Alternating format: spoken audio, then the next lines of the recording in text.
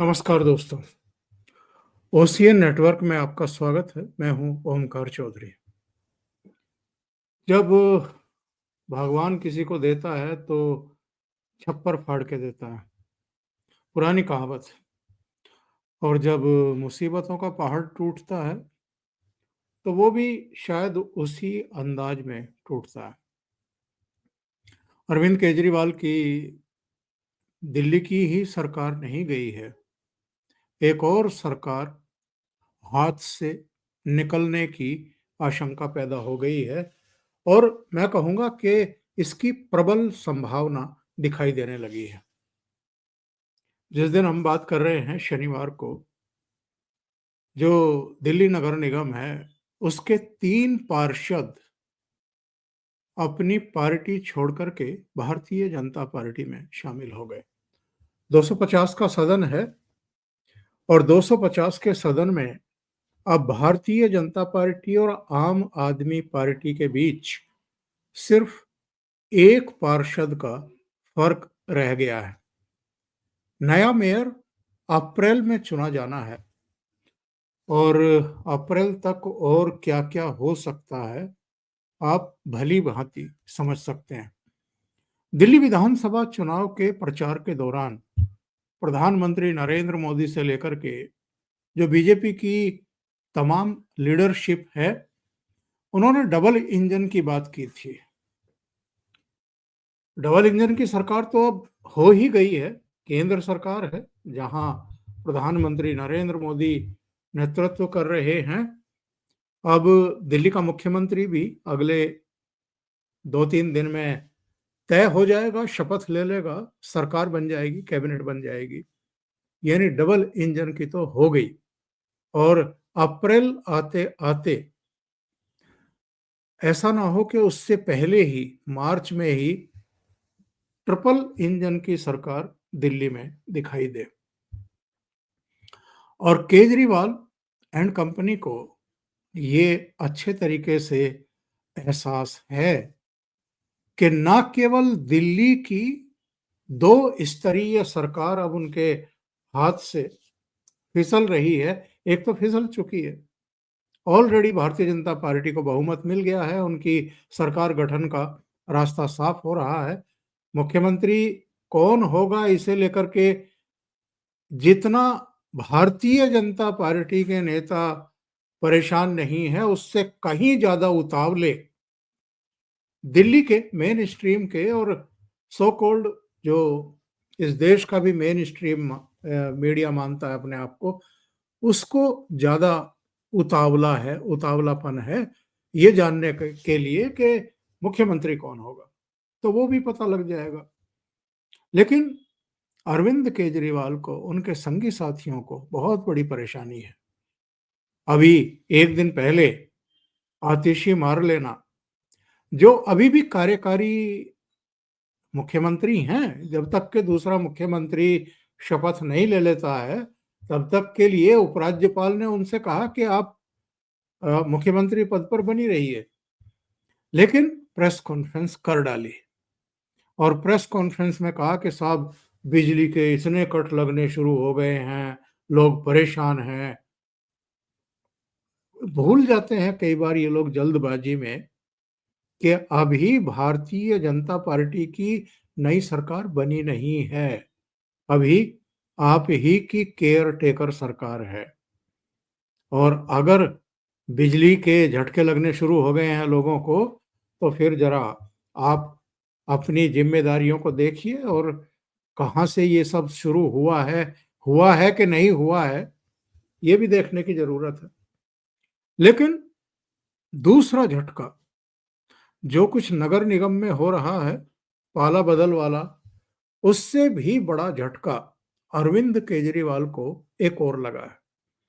अक्टूबर 2024 में जो विजेंद्र गुप्ता हैं, भारतीय जनता पार्टी के जो पिछले सदन में नेता प्रतिपक्ष थे या भाजपा विधायक दल के नेता थे, उन्होंने एलजी के जरिए शीश महल में जो अनियमितताएं हुई थी, उनकी सीवीसी की जांच कराने के लिए कहा था। सीवीसी की एक जांच शुरू भी हुई थी। उसकी रिपोर्ट अभी 5 दिसंबर को आ भी गई थी और आज सीवीसी ने शीश महल में जितनी अनियमितताएं हुई हैं उसकी विस्तृत जांच के आदेश दिए हैं। और विस्तृत जांच के आदेश की जब मैं बात कर रहा हूं तब इसमें वो सारी चीजें शामिल हो जाएंगी कि साहब 2 बंगले जिनका क्षेत्रफल 40,000 वर्ग गज यानी 8 एकड़ के आसपास और 2 प्लॉट 45 नंबर और 47 नंबर, और जिन 2 बंगलों की बात मैं कर रहा हूं 8A और 8B जो फ्लैग रोड पर स्थित है, इन सबको तोड़ करके, ये सरकारी संपत्ति थी, इसको ध्वस्त करके रिनोवेशन के नाम पर एक नया बंगला अरविंद केजरीवाल ने बनाया, और वो भी सारे मापदंडों को ताक पर रख करके। इनको शायद ऐसा लगता था कि अब तो जीवन भर ये और इनका परिवार मौज से इस शीश महल में रहने वाला है। इनको कोई निकालने वाला नहीं है, इनको कोई हराने वाला भी नहीं है, क्योंकि फ्रीबीज की राजनीति और मीडिया पर पूरा कंट्रोल, तो ऐसे में कोई इनका क्या बिगाड़ लेगा। एक वो बड़ी पुरानी कहावत है, गांव के संदर्भ में ज्यादा प्रचलित है, शहरों में तो लोग बुरा मान जाएंगे इसको सुनकर के बहुत सारे, कि जिसकी उतर गई लोई उसका क्या करेगा कोई। तो जिसकी आंखों की शर्म मर गई हो, जो अपने को कट्टर ईमानदार बता करके भ्रष्टाचार में लिप्त रहा हो, और जिसने कोविड काल में भी 2 बड़े धत्कर्म किए हों, कोविड काल में जब लोग मर रहे थे, तड़प रहे थे, जिनको आईसीयू बेड नहीं मिल रहे थे, जिनको ऑक्सीजन नहीं मिल रही थी, जिनके परिजन मर रहे थे लेकिन वो उनकी अंत्येष्टि भी जाकर के नहीं कर पा रहे थे, प्रोटोकॉल ही कोविड के कुछ ऐसे थे। उस समय Arvind Kejriwal and company south group से 100 करोड़ रुपए की रिश्वत पकड़ रहे थे, नई आबकारी नीति बना रहे थे, आपस में नेगोशिएशंस चल रहे थे उनके, और दूसरा धत्कर्म किया था ये शीश महल बनाने का, जिस पर रिनोवेशन के नाम पर 2 प्लॉट, 2 बंगले, सब मिलाकर के 40,000 वर्ग गज, करीब 8 एकड़ जमीन में यह भव्य शीश महल तैयार किया गया था। और इस पर जो शुरुआती जानकारी आई 54 करोड़ की, बाद में कुछ संशोधन हुए, और अगर हम अमित शाह के ऑफिस से जो फिगर जारी की गई थी लोकसभा चुनाव के दौरान, उस पर यकीन करें तो 125 करोड़ शीश महल पर खर्च किया गया। उस सूची में जो जारी की गई थी उसमें यह बताया गया था कि 2875 करोड़ का करीब करीब 2,875 करोड़ का शराब घोटाला है, कुल मिलाकर के जो असेस किया गया। 78,000 करोड़ का जल बोर्ड का घोटाला है। ये बताया गया था कि 5,000 करोड़ का क्लासरूम निर्माण घोटाला है, 1,000 करोड़ का नकली दवाइयों का घोटाला है, 4,000 करोड़ का लैब एक्सरे घोटाला है, 1,850 करोड़ का गाड़ियों में पैनिक बटन, बसों में पैनिक बटन, मजनुओं से बचाने के लिए या दूसरी तरह, उसका घोटाला है 1,850 करोड़ का। 1,000 करोड़ का बस खरीदी घोटाला है, और एडवर्टाइजमेंट का, और बसों को वर्कशॉप में उनकी मरम्मत वगैरह करने का, ये सब अलग है। अभी तो ये सत्ता से बाहर हुए हैं, और अभी तो ये शराब घोटाले में 5.5 महीने तिहाड़ में रह करके जमानत पर बाहर चल रहे हैं। अभी इनकी एक एक करके मुश्किलें और बढ़ने जा रही हैं। और दिल्ली की सरकार गई, नगर निगम भी जा रहा है, और पंजाब सरकार पर भी खतरे के बादल मंडरा रहे हैं। वरना अरविंद केजरीवाल भगवंत मान के साथ अपने 92 एमएलए को और अपने सांसदों को दिल्ली में ना बुलाते। दिल्ली में करारी शिकस्त मिलने के तुरंत बाद, अगले 2 दिन के भीतर ही उनको लग रहा है कि दिल्ली हाथ से गई, कहीं पंजाब भी ना खिसक जाए, इसलिए पहले अपना घर संभालो, एमएलए को संभालो, सांसदों को संभालो। चर्चाएं तो तमाम है, और स्वाति मालीवाल ने तो कह ही दिया है कि अरविंद केजरीवाल जी, पंजाब को एटीएम की तरह इस्तेमाल करना बंद करो। लेकिन आज चर्चा एक दूसरे मामले को लेकर के, भगवंत मान का एक बयान आया है, और उधर कांग्रेस के एमपी मनीष तिवारी का भी इनसे सुर में सुर मिलाते हुए बयान आया है। ये मसला है जो अमेरिका इलीगल माइग्रेंट्स को मिलिट्री के जहाज में भर करके भारत भेज रहा है। 104 तो 5 फरवरी को आए थे, और 100 से अधिक 119 के आसपास बताते हैं कि आज रात को 10 बजे के आसपास लैंड कर रहे हैं। और दोनों जहाज, ये 5 फरवरी वाला भी अमृतसर में उतरा था और ये भी अमृतसर में उतर रहा है। तो भगवंत मान कह रहे हैं कि मोदी सरकार पंजाब को बदनाम क्यों कर रही है, पंजाब में ये जहाज क्यों उतर रहे हैं आकर के। मतलब भगवंत मान को अब इस बात को लेकर के भी ऐतराज है कि अमेरिका से जो प्रवासियों का जहाज आ रहा है वो अमृतसर में क्यों उतारा जा रहा है, गुजरात में क्यों नहीं उतारा जा रहा है। मैं फिगर देख रहा था, जो पहला जहाज आया था उसमें भी 30 से अधिक पंजाब के हैं, और ये जो नया जहाज आ रहा है इसमें भी जो आपके 119 अवैध प्रवासी आ रहे हैं, इसमें 67 पंजाब से हैं, 33 हरियाणा से हैं। 67 और 33 100 होते हैं, 119 में 100 तो इन दोनों राज्यों के हैं।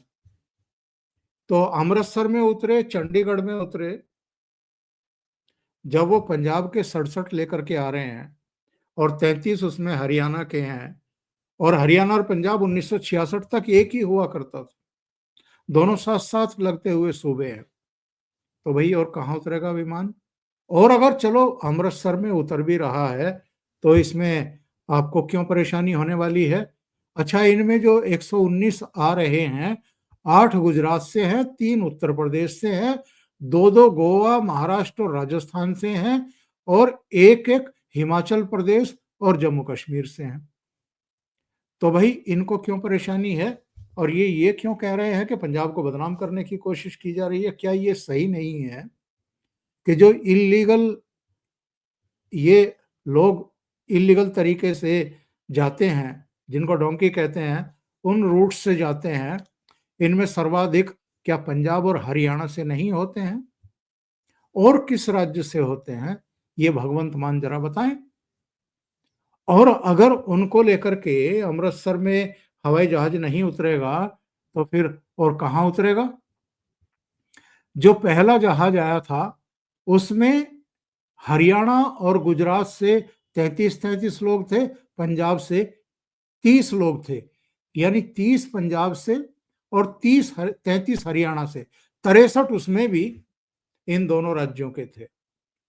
लेकिन इनको कोई ना कोई वितंडा खड़ा करना है, कोई ना कोई बवाल करना है, इसलिए कुछ भी कहेंगे। और इससे यह भी पता चलता है, क्योंकि भगवंत मान कोई भी बयान देंगे तो आप ये तो मान करके चलें कि वो कहीं से गाइडेड हैं, कहीं से कहा गया होगा कि साहब इसको मुद्दा बनाओ, इस पर सवाल खड़े करो, ताकि आगे जैसे वो 13 महीने का आंदोलन चलवाया गया था दिल्ली में, उसमें मैक्सिमम जो लोग ला करके दिल्ली में बैठाए गए थे वो पंजाब से ही थे। उसके बाद फिर लोकसभा चुनाव से पहले शंभू बॉर्डर पर ला करके बैठाए गए, वो सारे के सारे पंजाब से ही थे। तो जितना कुछ ये कराया जाता है, ये सब इसमें पंजाब की भूमिका रहती है। और इसलिए, और वो 5 जनवरी की घटना 2022 की, जब प्रधानमंत्री फिरोजपुर रैली में जा रहे थे और करीब 45,000 करोड़ की घोषणाएं करने वाले थे पंजाब के लिए, तो उनको एक तंग से पुल पर रोक दिया गया था, रुकवा दिया गया था कुछ किसानों के नाम पर, वहां अराजक तत्वों को बैठा करके, नारेबाजी करा करके। और करीब 20 मिनट वहां प्रधानमंत्री खड़े रहे थे, बाद में वापस आकर के भटिंडा से प्लेन पकड़ करके दिल्ली लौट आए थे। उसकी अब जांच भी हो रही है, उसमें कुछ पुलिस अफसरों पर भी गाज गिरी है, कुछ बड़े अधिकारी भी नपने वाले हैं, नप गए हैं। और अब जो वहां ला करके बैठाए गए थे, जिनको सूचना दी गई थी, उनकी भी धरपकड़ हो रही है। तो कहने का आशय ये है कि पंजाब में भारतीय जनता पार्टी, नरेंद्र मोदी के नेतृत्व वाली भारतीय जनता पार्टी पैर ना रखने पाए, ना जमाने पाए, इसलिए तमाम तरह की ये पेशबंदी और लामबंदी करते रहते हैं। अब फिर से इन्होंने ये शुरू की है। लेकिन क्या इससे अरविंद केजरीवाल की सियासी मुसीबतें कम हो जाएंगी? आपका क्या कहना है? जरूर कमेंट बॉक्स में अपनी टिप्पणी दें। तो अभी के लिए इतना ही। बहुत बहुत धन्यवाद। अगर आपको ये चैनल और इसके कंटेंट पसंद आ रहे हैं तो लाइक करें, कमेंट करें, वीडियो को शेयर भी करें। अभी तक अगर आपने ये चैनल सब्सक्राइब नहीं किया है तो सब्सक्राइब जरूर करें, और साथ में लगे बेल आइकॉन को दबाना ना भूलें, ताकि आगे आने वाले वीडियो और उनके नोटिफिकेशन आप तक पहुंचते रहें। बहुत बहुत धन्यवाद। नमस्कार।